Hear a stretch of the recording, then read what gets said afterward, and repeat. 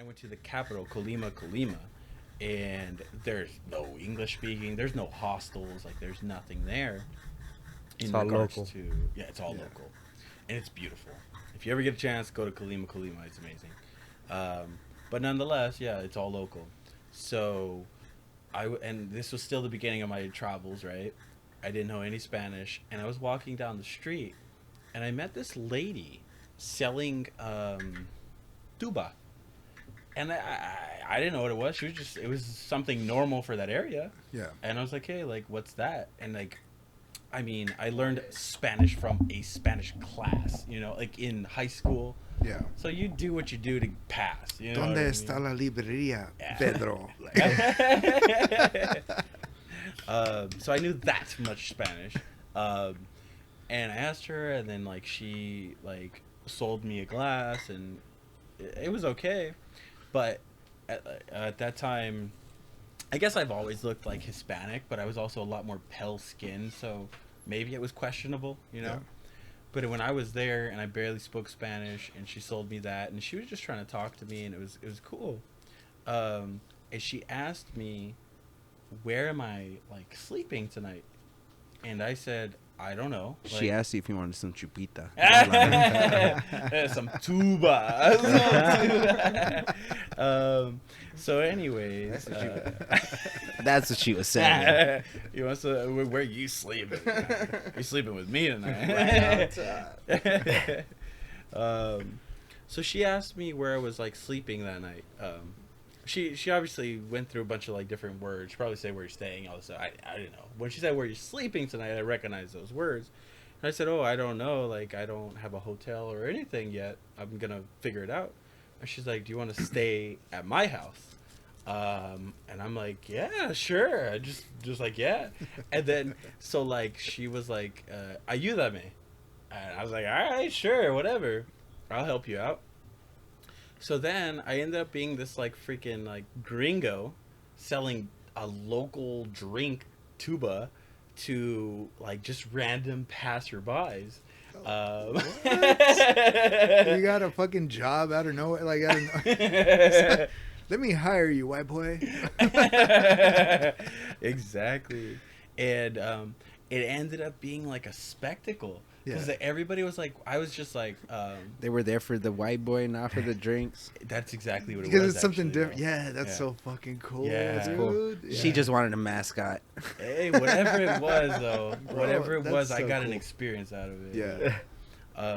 So You I were like should- the attraction at that spot, right? Yeah. that's what The it was. eighth wonder of the world. The missing link. And the thing about me is like, I don't embarrass. Like like I could do some crazy shit, or you can make fun of me. I don't get embarrassed. I remember high school. We definitely didn't get embarrassed.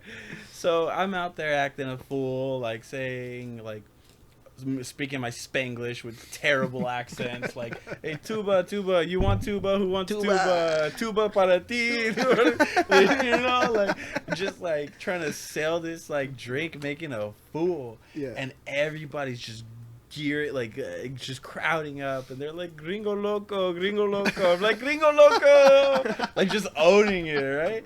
And then so like I would just like hand them a drink, love and they'd be it, like, "All man. right," and they give me the pesos and whatnot, and this You're lady- buying this. like, yeah, man. They're like, para ti, para ti. Para ti, para ti.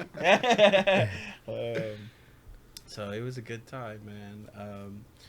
And so, anyways, I spent the whole day just selling some random drink. I wasn't making anything out of it, It was a good time. And then, so at the end of the day, I helped her pack up, and we went to her place. And this is where it kind of like hit me like serious, right? So we packed up all her stuff, put it in like the little cart that she had, and we went back to her place. And it was like an adobe hut with a dirt floor. And she brought me home, and she had her family there, her husband, her kids, and all that. And I mean, Later. what's that conversation like? Hey, I brought this Gringo This home. random Yeah, he just helped me sell the drinks. Don't worry about it, baby.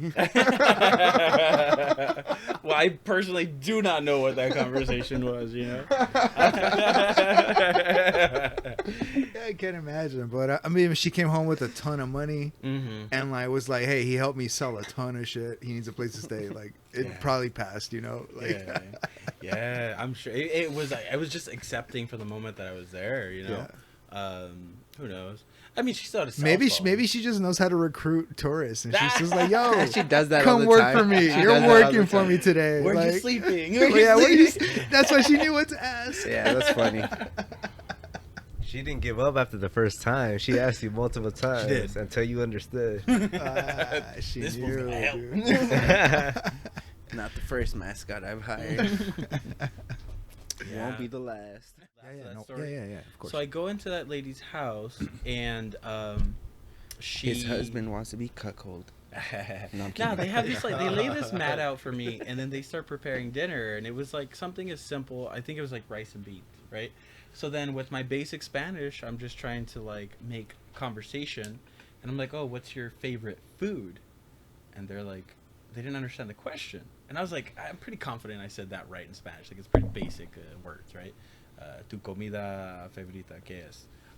Something like that, and I was like, spaghetti, like what? And they were just like, no, this is what we eat. We eat rice and beans. Like that's it. And because it was not a privileged family at all, you know. I was like, fuck. Sounds like the stories my mom tells us growing up. Yeah, man. Like that's what we hear. Like, Yeah. So I was like, damn, you know. And anyway, so yeah, that I just wanted to share that part, you know. Yeah. That hit me, you know. That's crazy. Yeah. But Wow. so yeah. wow, In no, LA, that's humbling. especially- Cause Especially LA, like some days you wake, like you can't decide what the fuck you eat to eat. Like, I don't really want Thai. I don't want Chinese. I don't want fucking ramen. It's- I don't really want we- tacos tonight. nah. It's so like privileged over here in LA, because we literally get tired of the best foods of every country. yeah, I was Sometimes we can't find what to eat, and Yeah. then like we sit down and just eat like scrambled eggs with tortillas and shit like that, and it slaps so fucking hard. Yeah, I was gonna mention that how like sometimes it is a privilege to live here and like have all these like options and stuff, but yeah, man, like yeah, that's what we hear from our parents. It's very humbling to hear that because that's what we hear from our parents, right? Like that, like you hear that all they grew up with eating was like arroz y frijoles, like rice and beans and like tortillas if they were lucky, right? Like they were like, oh yeah, I had to run down to the tortilla place before they run out and like get them and shit. And, like, but we've been privileged. So hearing like you got to like, you know, meet some people that like they're like, no, this is what we eat. This is what it is. I ordered like, Blue Apron for my fucking kids, bro. They're fucking privileged as shit. They eat food from around the world. Right. yeah, man, Fucking it's really humbling hearing that again, because I do love like just arroz y frijoles, like that's Yeah, that fucking shit's beautiful, fire. but it's like almost a choice, right? If I Yeah. get to eat that, it's not like you have to eat that, like so Right. it's like we grew up with like an appreciation for that stuff.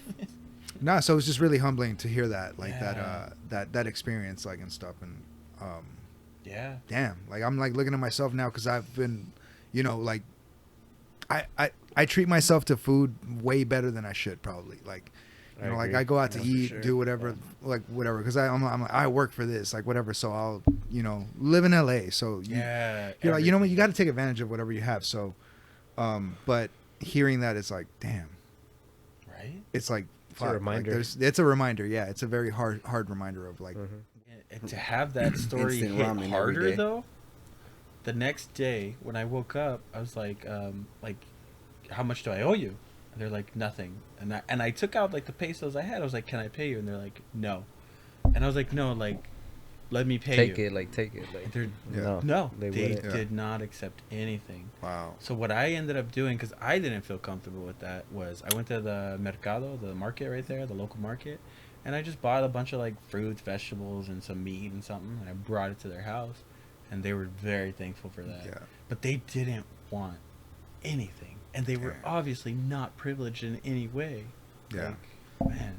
Fuck. That must be They're one of the probably- most like humbling experiences of anybody's life. Like, Yeah. dude, if you can experience that and still not come away with like a little bit of like fucking just like gratefulness and Mhm. whatever, you might be a little fucked up. Like, but that's Empathy. such a crazy. That's so cool, man. Like, I think everybody should have an experience like that. Yeah.